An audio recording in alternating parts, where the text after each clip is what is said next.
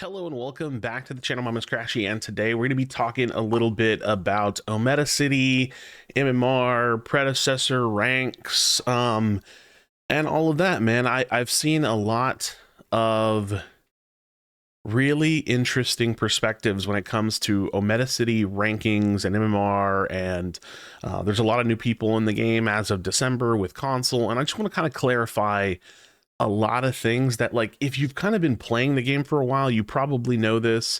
Some people might disagree, but regardless, let's dive into it. So the question for today is, does your Omeda MMR, Omeda City MMR, and does your Omeda rank matter? Does this matter, right?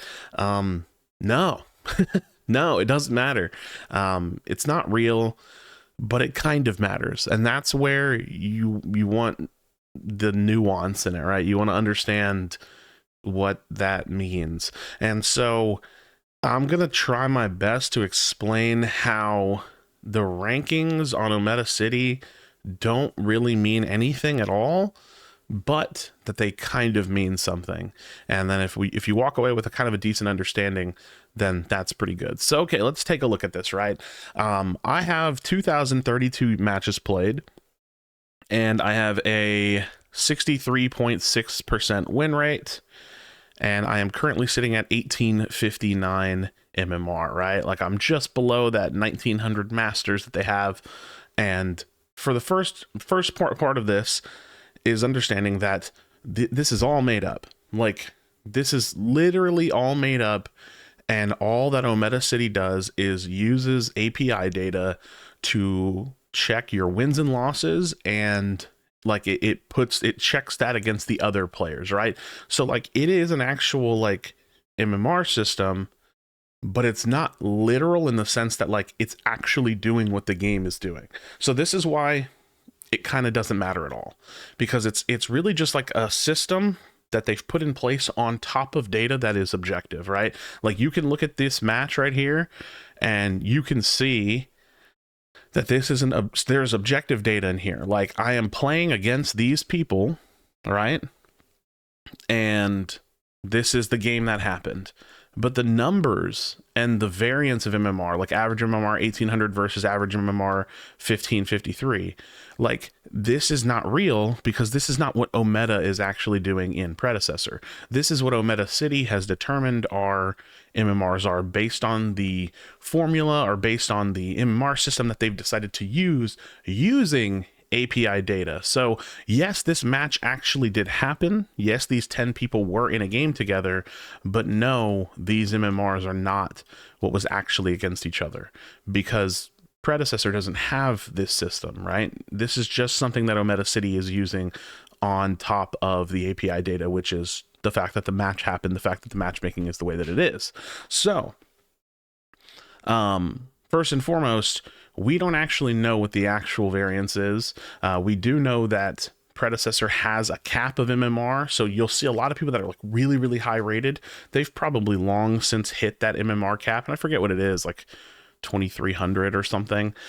They've probably long since hit that MMR cap, and the variance is actually way smaller than it seems. So like, you'll see someone that's like a 2900 player, right, on Omeda City, but they're not really a 2900 player, because internal MMR doesn't allow them to get to 2900. So it may look like you have, say, like a 2900 player versus like a 1500 player, and that variance looks huge. And it from a literal skill standpoint, the variance is huge, but from a literal numbers MMR standpoint, it's probably not that big. So again, let me try to collect my thoughts on how I want to explain why this doesn't matter. Now, let me try to explain why Omeda City MMR does kind of matter. You will never really see a good player at a low MMR. Now, I think it's a little objective to say what is like a low MMR, or subjective to say what is a low MMR, because, you know, there's not really like something on the website that just says, oh, this is low MMR. But let's take something like, I don't know, like 1500, right? Like, I think they have like a bell curve on the website here somewhere. like even 1500 is technically, if you're looking at the entirety of the player base, right? Let's take something like, let's look at the top of the bell curve, right? Like 1000 MMR, right? Let's say 1100. You're never going to see like a really good player at 1100 MMR. So for anybody that is like, let's say between this like 1000 and 1500 MMR number, like you're just not going to see like really good players there, unless they're like smurfing and haven't climbed up a bunch. Now the reason that is because these players tend to win a lot of games. They tend to have higher win rates. They tend to win more. And so even though the actual number that they might be assigned is not really like fully objective, they are actually just good enough to consistently win and like have themselves on a higher number. So you're never going to see a really, really good player on low MMR. But that doesn't mean that the MMR actually matters and is like correlated directly to their skill level, but it doesn't mean that it's not somewhat correlated, right?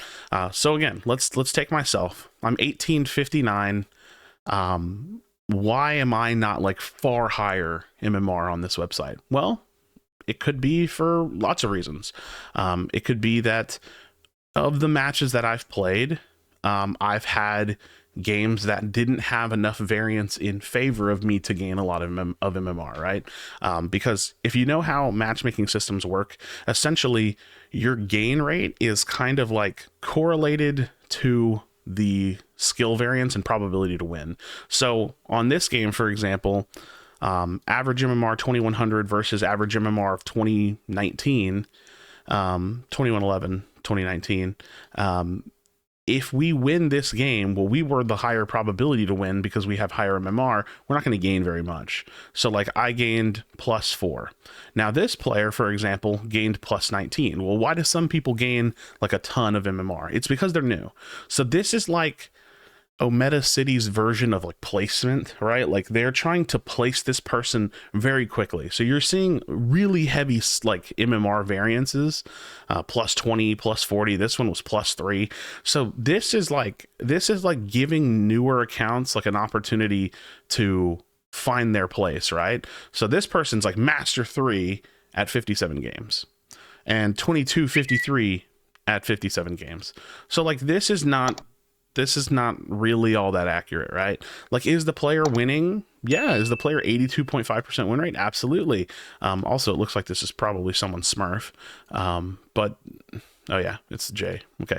But the point being is that, like, if a new account had just happened to play like 57 games at 82.5% win rate, which is probably not going to happen, it would put them really, really high. So, you know, there's that, but also, and probably my biggest issue with MMR and why it doesn't really matter, is that let me try to find a good example. When you have a player, let's take the number one player on the ladder, Cold. When you have a player, if they're not only scrimming, maybe they have only scrimmed for a while. We'll look at Neft. I think Neft plays a little bit more. When you have a player that is very, very good, they're like this high up, right? 2961 MMR. You're going to have, and we know how predecessor matchmaking is, you're going to have them in lower lobbies, right? So 2900 MMR is in an average 1800 lobby. Now this could take me into a whole discussion about matchmaking and why matchmaking is bad.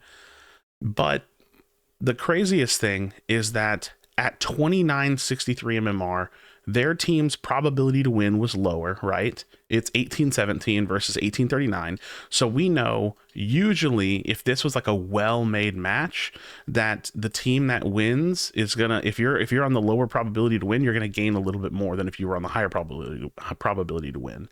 But these MMR ranges are so out of whack, like matchmaking wise, that the 1600 player, and maybe I need to zoom in for y'all a little bit. The 1600 player and the 1500 player have gained the same MMR as the 2900 player. This is why matchmaking and MMR on Omeda City more or less doesn't matter. again, Neft is an incredibly good player, but this number is inflated as hell. It's super, super inflated. He should not be gaining nearly as much as they are just because they're on the same team. Like, yes, they won the same game, and technically speaking, they did win a lower probability to win match, but he was not part of that equation, right? Like, he was not part of that lower probability. So realistically speaking, the way that this match should look is he should gain, like, you know, well, realistically speaking, he shouldn't be 2,900. He would, let's say he was like 2,000 and they were at like 1,400 or 1,200 or something. He should gain like maybe +1 MMR for being in such a low lobby, and they should gain like +7 MMR. It should be variable to your probability to win, but it all should be variable to your probability to win relative to how good you actually are, right? So this matchmaking system, it's just not real. Like, it's literally not real in the sense that, like, it's just on this website. Like, this matchmaking system or this MMR system does not actually correlate to the matches that you're getting. It only correlates this to the matches that you're getting because it's using the match data. So, again, this should be the biggest tell of why this system doesn't matter at all and why it's not accurate. Because the 1,500 player, he's half his MMR gained the same amount of points as the player that's 2,900. How is anybody ever supposed to catch up?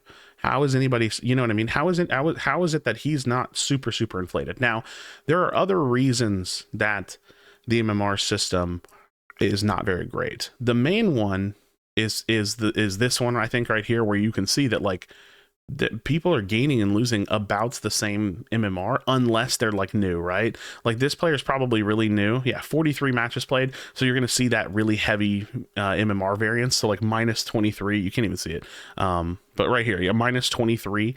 It's because they're new. All right, it's because they're a new player and they have 48 games played. So outside of like low games played new account variance, you just see like this standard like minus and plus MMR across the board. And that's not really how it's supposed to work. It's not really supposed to work that way at all.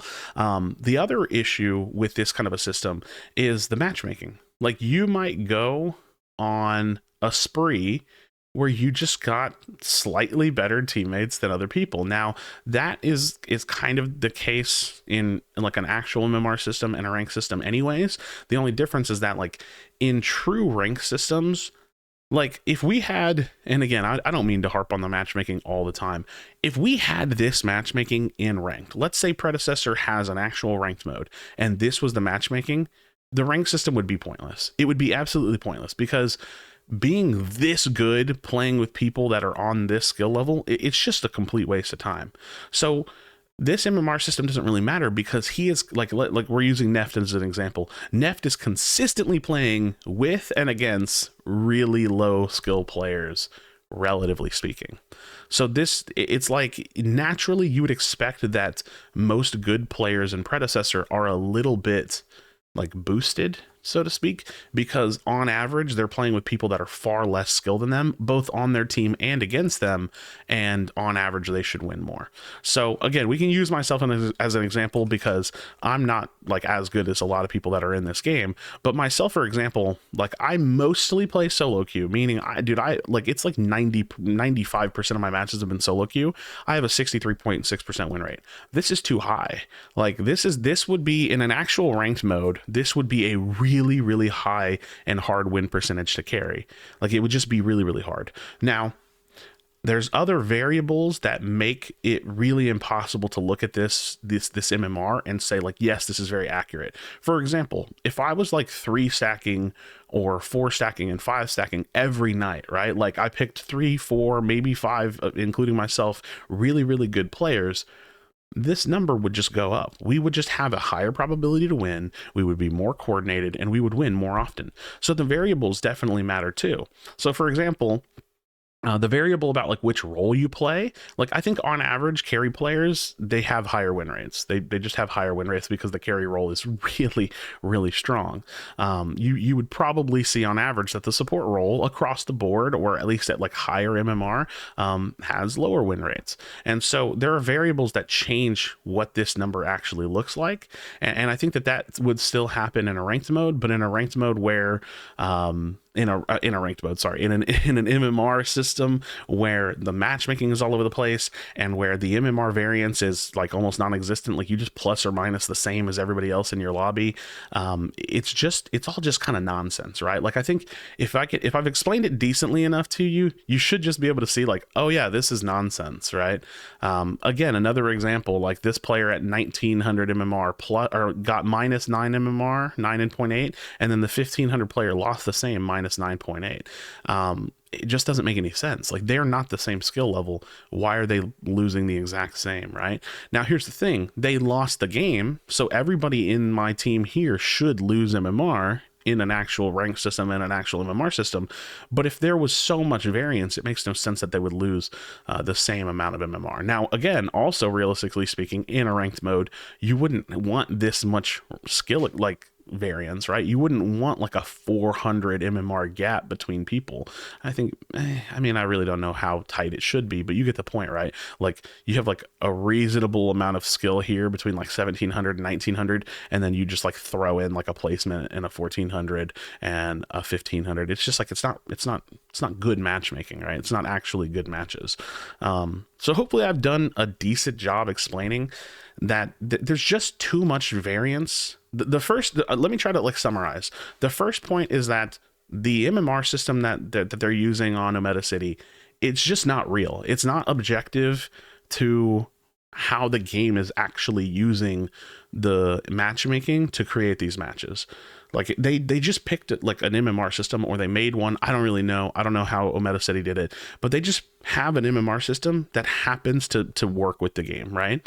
Like they just use the match data, and the match data is objective, like who you're playing against and who won, that's objective data. But what their actual MMRs are, they're not correlated. There's not a correlation there. The other thing is like even though there's massive skilled variance in these matches, people mostly just plus or minus the same MMR. That makes no sense. It doesn't make any sense because the players that are really, really good should be gaining like very little, and the players that are a little bit lower in some of these matches should be gaining and losing. If when they win, they should gain a lot. When they lose, they shouldn't really lose that much because, you know, a lot of the times they're, you know, in about their own average MMR range. You know, someone that's like 1500 in an average 1800 lobby, well, they're not even supposed to be there. Same as like a 2900 player. The third part that doesn't really make any of this matter all that much is there's a lot of variables. The main variable being like stack size. Like this isn't an actual rank system where it's solo duo. Dude, I could just if I could 3 to 5 stack every night and I would boost my MMR. It would happen. We would on average probably play against smaller partied people. They wouldn't be as coordinated, and we would win most of our matches. That's like, it's been pretty tried and true, assuming I picked an actual good group of players. So yeah, I mean, in short, the reality is that like these numbers aren't entirely baseless though. It's not like I would find a bad player on this list of really, really high skill people. You're not really going to do that.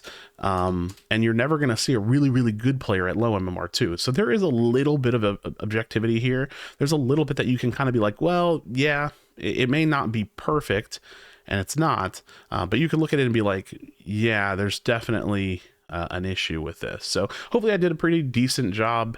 If you're confused, let me know. I would say the best thing that Omeda City is used for is like looking up builds, like finding like high skill players to look up builds, and then like looking at your own stats, like looking at your farming, you know, like checking your game and like seeing what your CS per minute is, and like checking your damage, and just looking at your overall win rate. Like there is like Omeda City is a really good resource, but not for MMR. Like this is all just made up.